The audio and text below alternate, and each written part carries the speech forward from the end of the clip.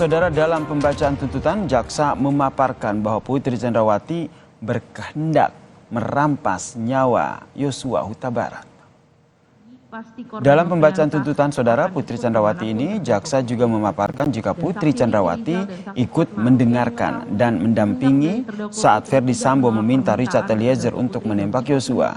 Dalam tuntutannya, Saudara, jaksa menyebut Putri ikut mendengarkan pembicaraan Ferdy Sambo dan Eliezer saat merencanakan pembunuhan Yosua.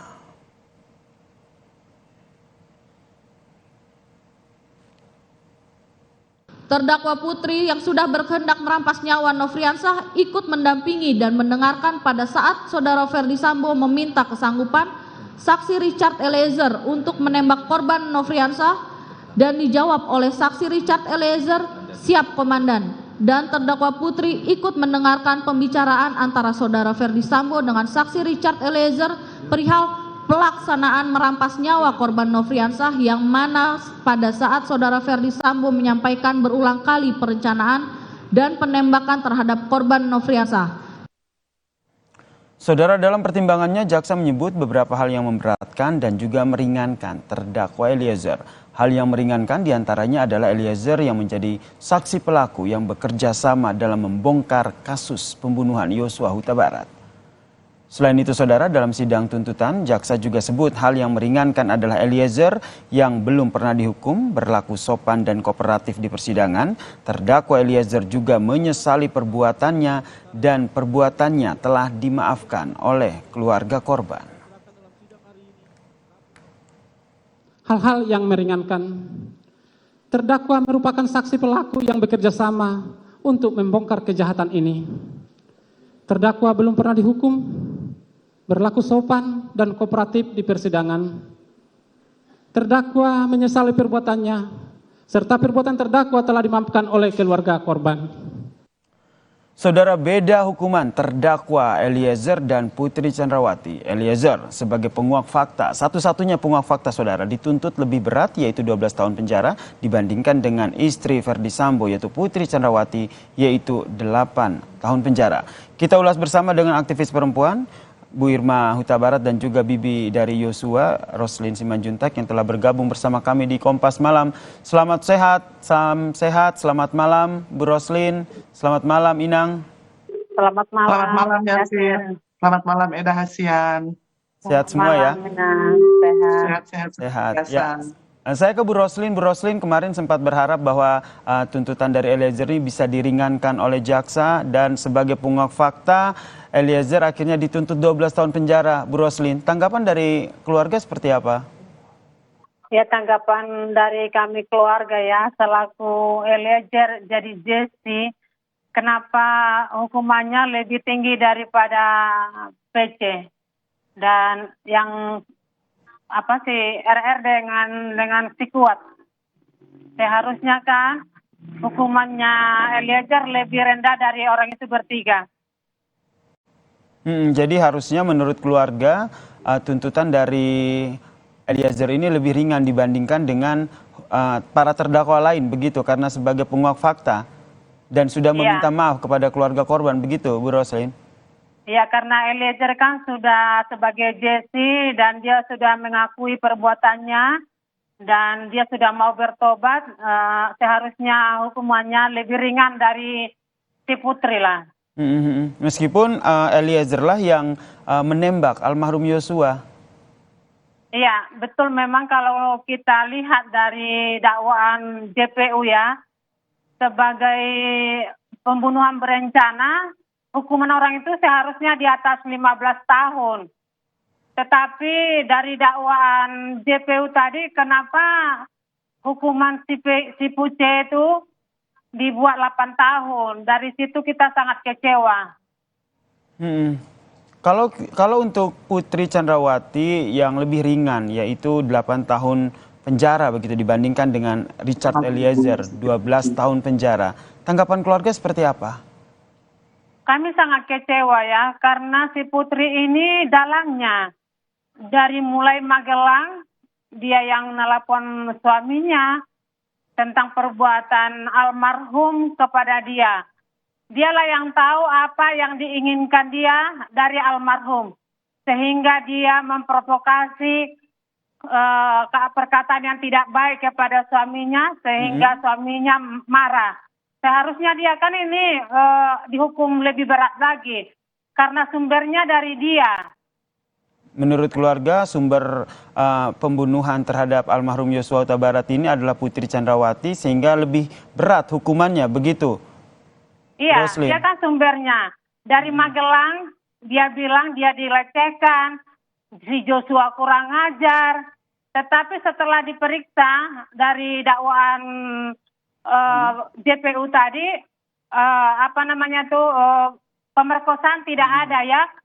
Jadi seharusnya dipulihkanlah nama baik anak kami nih. Sebenarnya dialah yang tahu apa yang diinginkan dia kepada anak kami, sehingga dia menginginkan kematiannya.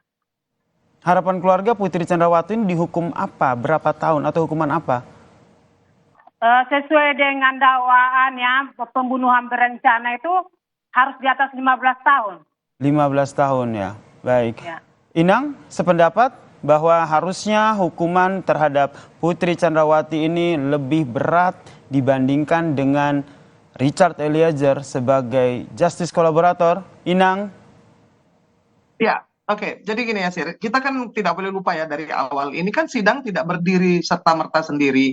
Ada masa penyidikan di mana dalam waktu beberapa bulan sampai hari ke-60 saja masih belum ditahan yang namanya PC. Lalu juga tidak mau memberikan keterangan. Lalu juga pada waktu LPSK penyidik mendatangi, kemudian tahanan rumah minta cuti berkali-kali. Jadi ada banyak sekali perbuatan yang tidak kooperatif ya, dan juga tidak mungkin memberikan keringanan. Kenapa? Karena mempersulit penyidikan. Dari awal juga sudah bertingkah, berulah, bermacam-macam. Lalu juga disusul dengan kebohongan-kebohongan yang sampai hari ini tidak berhenti, sampai hari ini masih tetap menjadi korban perkosaan tanpa visum, tanpa saksi, tanpa bukti. Jadi dari awal penyidikan sampai ke jaksa menjatuhkan tuntutan itu tidak ada sama sekali yang dibuat oleh PC yang mampu meringankan atau menjadikan pemaaf. Itu yang pertama. Lalu Jadi yang kedua, menurut Anda hal-hal yang tadi disampaikan oleh kebohongan skenario dari Putri Chandrawati ini harusnya menjadi hal yang memberatkan Putri sehingga hukumannya lebih berat dibandingkan dengan Richard Eliezer. Tentu saja, karena dari awal mula pertama saja dia memberikan laporan palsu ke Polda Metro Jaya, itu tidak boleh dilupakan. Lalu dia memfitnah Joshua, mengatakan bahwa Joshua mencoba membunuhnya di Duren 3. Ada 2 laporan palsu. Kenapa itu tidak diungkap? Bahwa kita ini mengadili orang yang satu memberikan laporan palsu, tidak kooperatif dari awal sampai akhir, menjalankan senario yang sama sekali tidak masuk akal, sudah di SP3. Sudah diumumkan oleh Kapolri, tidak ada itu pelecehan oleh Joshua di Duren 3, tidak ada itu percobaan pembunuhan oleh Joshua kepada PC, seperti laporan mereka di Polda Metro Jaya. Laporan palsu itu menunjukkan bahwa ada manusia yang dari awal berbohong, untuk apa kemudian dipercaya, tetapi kemudian tidak menjadikan faktor yang memberatkan, itu menjadi tanda tanya. Soal Eliezer, itu kan menjadi justice kolaborator, bahaya kalau seorang justice kolaborator ternyata dihukum lebih berat daripada orang yang membangkang, tidak mau kooperatif, berbohong, dan memberikan laporan palsu. Ada beberapa poin ya yang bisa membuat hukuman PC itu bisa jadi 2 atau 3 kali lipat. Kenapa? Karena memang seperti ya itu tadi, tidak kooperatif, lalu dia mengadukan Joshua yang sudah meninggal, yang sudah almarhum, kepada Polda Metro Jaya. Itu ada masuk laporan palsu yang sudah dilaporkan oleh Kamarudin Simanjuntak. Artinya dia adalah pelapor palsu yang itu tidak diungkap di persidangan. Lalu ulahnya itu membuat penyidik tidak bisa menanyakan apapun. Lalu soal perkosaan yang dibawa-bawa selama berbulan-bulan. Ketika akhirnya JPU mengatakan bahwa ada perselingkuhan, itu perlu dipertanyakan. Dari mana dalil itu? Dia harus membuktikannya. Berarti semua visum yang dilakukan oleh psikiater, oleh psikolog, itu adalah bohong. pada waktu peristiwa Duren 3 itu psikolog yang sama, psikolog forensik yang sama memberikan assessment atas kejadian yang tidak pernah ada. Kalau Apakah dari yang pernah Anda ditanya? jelaskan nih Inang, ini hampir semuanya ada hal-hal yang justru harusnya ini memberatkan Putri Chandrawati. Tapi kenapa akhirnya tuntutan yang disampaikan oleh jaksa penuntut umum ini hanya 8 tahun? Apakah ini jadi salah satu strategi jaksa atau Anda melihatnya seperti apa? Bukan strategi. Saya ini kan mendirikan KPK tahun 2001. Untuk apa? Karena 3 serangkai penegak hukum ini paling korup. Kepolisian, kejaksaan, dan kehakiman. Polisi, jaksa, dan hakim. Artinya, hal itu belum membaik sampai saat ini. Kalau kita mau bicara, ini berdasarkan konsideran yang jelas, maka dia harus membuka. Ada apa behind the scene? Apa konsiderannya sampai bisa membuat ini 1, 2, 3 seragam 8 tahun? 888, emangnya itu angka apa? Kenapa PC bisa dapat sama seperti RR dan juga KM? Lalu RR sebagai polisi juga tidak pantas mendapatkan hukuman yang sama. Kenapa? Karena di aparat penegak hukum. Berarti ya yang secara tidak hukumannya langsung, sepertiga. maaf Inang saya potong, secara tidak langsung Anda mempertanyakan begitu kenapa ini jaksa penuntut umum yang dalam persidangan malah banyak hal yang memberatkan, justru malah hukumannya lebih ringan dibandingkan dengan Richard Eliezer. Betul, harus diperiksa. Jadi jaksa penuntut umum itu juga tidak bisa kebal hukum, bukan tidak berarti dia tidak bisa dituntut. Karena kita punya hak untuk mempertanyakan di mana konsiderannya. Nanti kita bisa membawa itu ke Komisi Kejaksaan. Saya ingin bertanya kepada Barita Simanjuntak, apa yang menjadi konsideran? Lalu saya ingin bertanya kepada Jaksa Agung. Pada waktu sebelum sidang, Jaksa Agung mengatakan dia menyediakan 35 JPU yang paling hebat. Supaya apa? Supaya mereka bisa bangga karena bisa menuntut semaksimal mungkin. Dan itu tidak terjadi sama sekali. Jadi itu apakah bagian dari senario juga gitu loh, memberikan apa harapan kepada publik bahwa ini akan menjadi lebih baik penegakan hukum, akan ada JPU yang betul-betul berdasarkan, tapi itu tidak terjadi. Ini akan menjadi presiden buruk bagi semua justice collaborator. Kalau kamu menjadi justice collaborator, itu ada undang-undangnya, pasal 10A Undang-Undang Nomor 31 tahun 2014 bahwa justice collaborator harus mendapatkan penghargaan. Jadi Richard Eliezer Pudiang Lumiu itu harus mendapatkan penghargaan berupa keringanan penjatuhan pidana. Lalu juga pembebasan bersyarat, ada undang-undangnya. Kalau diperlakukan seperti ini, maka orang akan berpikir 1000 kali menjadi justice collaborator. Bohong saja seperti PC, memberi laporan palsu saja.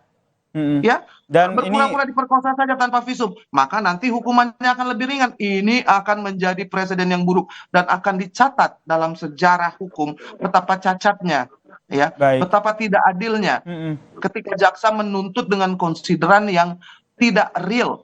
Baik Inang, kita juga masih menantikan ya, ini masih tuntutan yang dibacakan, kemudian nanti masih ada pledoi, kemudian ada replik dan duplik, sehingga akhirnya sampai ke putusan dari hakim. Ini masih prosesnya masih panjang dan kita nantikan seperti apa ya nantinya ya hasil dari putusan hakim terkait dengan kasus pembunuhan berencana Yosua Huta Barat. Tentu saja harapan kita semua termasuk Bu Roslin dan juga Inang, keadilanlah yang ditegakkan dalam kasus pembunuhan ini. Terima kasih Bu Roslin Simanjuntak telah bergabung bersama kami dan juga ada Bu Irma yang telah bergabung bersama kami juga di Kompas Malam. Salam sehat semuanya.